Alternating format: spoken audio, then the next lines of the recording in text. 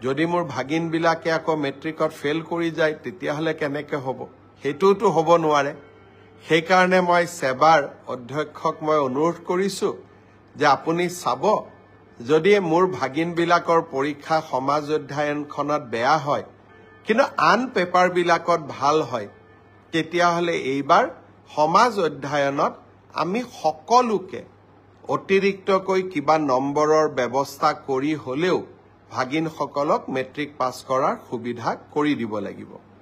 তেখেতে মোৰ অনুৰোধক বিবেচনা কৰিম বুলি প্ৰতিশ্ৰুতি দিছে আৰু সেয়েহে ময়ো ভাগিনসকলক ক'ব খুজিছো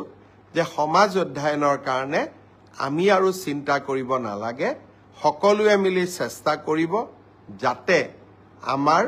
পৰীক্ষাটো আমি ভবাৰ দৰে নহলেও আমি যাতে কিছু হলেও অতিৰিক্ত নম্বৰৰ সুবিধা লাভ কৰিব পাৰো মই ভাবো যে এই ঘোষণাটোৱে ভাগিনসকলৰ চিন্তা কিছু দূৰ কৰিব